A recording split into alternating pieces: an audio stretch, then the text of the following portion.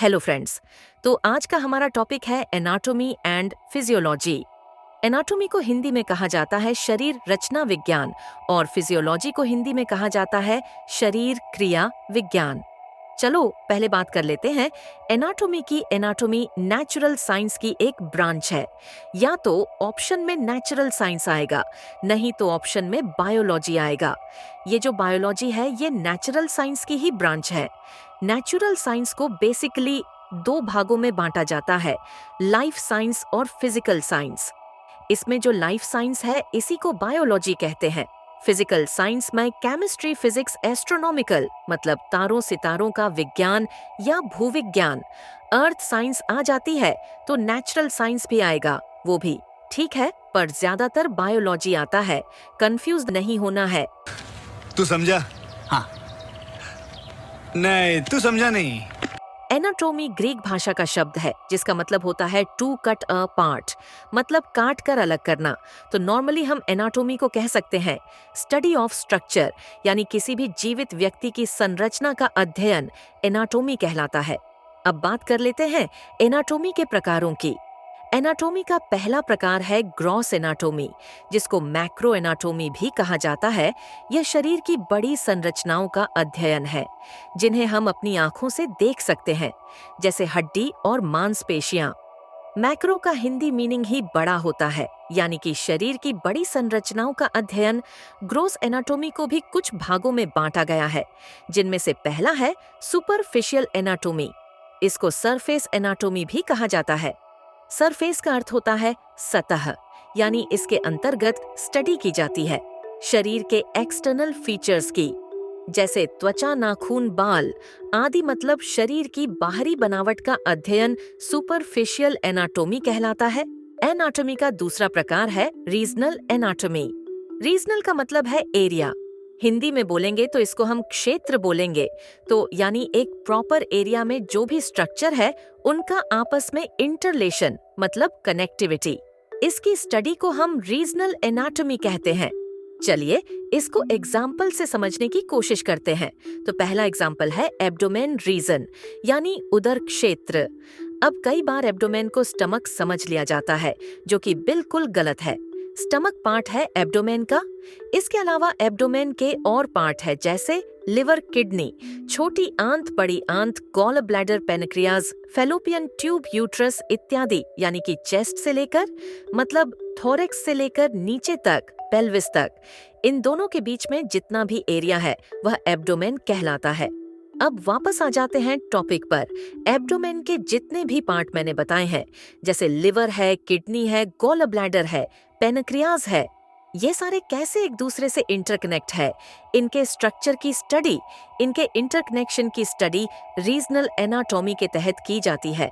ऐसे ही दूसरा एग्जाम्पल है थोरेसिक रीजन, यानी कि वक्षीय क्षेत्र। वक्ष को इंग्लिश में चेस्ट या ब्रेस्ट कहा जाता है। हार्ट, लंग्स, एसोफेगस ये सब थोरेसिक रीजन में आते हैं।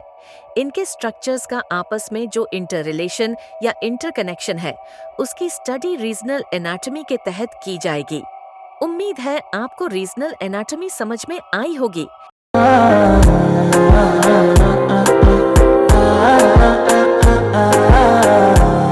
एनाटॉमी का तीसरा टाइप है सिस्टमिक एनाटॉमी, जिसको प्रणालीगत शरीर रचना कहा जाता है।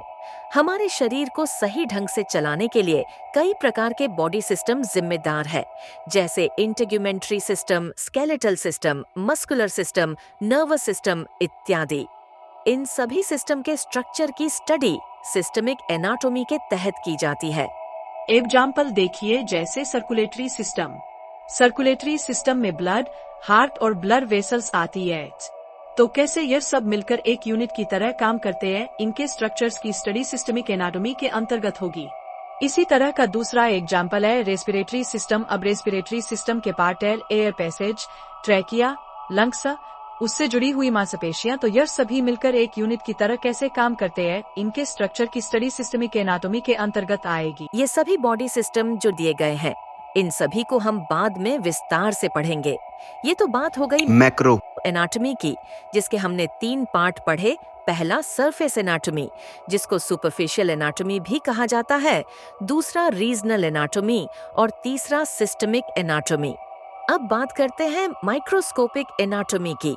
इसके अंतर्गत ऐसे स्ट्रक्चर्स की स्टडी की जाती है जिनको देखने के लिए माइक्रोस्कोप या मैग्निफिकेशन डिवाइसेस की जरूरत पड़ती है, यानी कि इन स्ट्रक्चर्स को हम अपनी आंखों से नहीं देख सकते।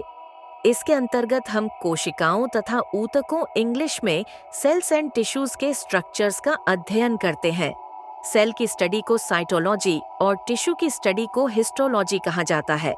माइक्रोस्कोपिक एनाटॉमी को हिस्टोलॉजी भी कह दिया जाता है। हमारा अगला टॉपिक है फिजियोलॉजी। फिजियोलॉजी एक ग्रीक भाषा का शब्द है जिसमें फिजिक्स का मतलब है नेचर या ओरिजिन और लोगोस का मतलब है स्टडी। किसी भी लिविंग मैटर या लाइफ के फंक्शन की स्टडी फिजियोलॉजी कहलाती है। कि कोई भी जिंदा चीज काम किस तरह से करती है। फिजियोलॉजी बायोलॉजी की ही ब्रांच है। फिजियोलॉजी को कुछ ब्रांचेस या कैटेगरी में बांटा गया है, जो कि इस प्रकार है। पहले सेल फिजियोलॉजी। फिजियोलॉजी का मतलब है फंक्शन की स्टडी, तो सेल फिजियोलॉजी का अर्थ है सेल के फंक्शन की स्टडी। दूसरा स्पेशल फिजियोलॉजी, मतलब कोई स्पेसिफिक ऑर्गन काम कैसे करता है उसकी स्टडी स्पेशल फिजियोलॉजी कहलाती है। तीसरा सिस्टमिक फिजियोलॉजी, हमारे शरीर के जो बॉडी सिस्टम है वह काम किस तरीके से करते हैं उनकी स्टडी सिस्टमिक फिजियोलॉजी कहलाती है। चौथा पैथोफिजियोलॉजी, कोई भी बीमारी हमारे शरीर या शरीर के अंग को कैसे प्रभावित करती है इसकी स्टडी पैथोफिजियोलॉजी कहलाती है। पांचवा इवोल्यूशनरी फिजियोलॉजी, पीढ़ी दर पीढ़ी हमारी बॉडी या बॉडी सिस्टम में कैसे बदलाव हुआ है इसकी स्टडी इवोल्यूशनरी फिजियोलॉजी कहलाती है। छठा डिफेंस फिजियोलॉजी, इसका मतलब है हमारे शरीर का प्रतिरक्षा तंत्र, मतलब डिफेंस सिस्टम काम किस तरीके से करता है। सातवां एक्सरसाइज फिजियोलॉजी, इसका मतलब है एक्सरसाइज करने के बाद हमारे शरीर में कौन कौन से चेंजेस आते हैं, शरीर कैसे काम करता है इसकी स्टडी एक्सरसाइज फिजियोलॉजी कहलाती है। आठवां वायरल फिजियोलॉजी, इसका मतलब है वायरस हमारे शरीर पर किस प्रकार कार्य करता है, उसका बायोलॉजिकल प्रोसेस क्या है, इसकी स्टडी वायरल फिजियोलॉजी कहलाती है।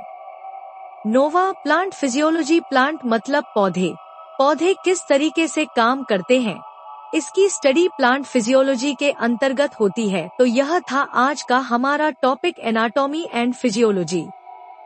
अगर आपको यह वीडियो पसंद आया है तो वीडियो को लाइक और चैनल को सब्सक्राइब करना ना भूले। धन्यवाद।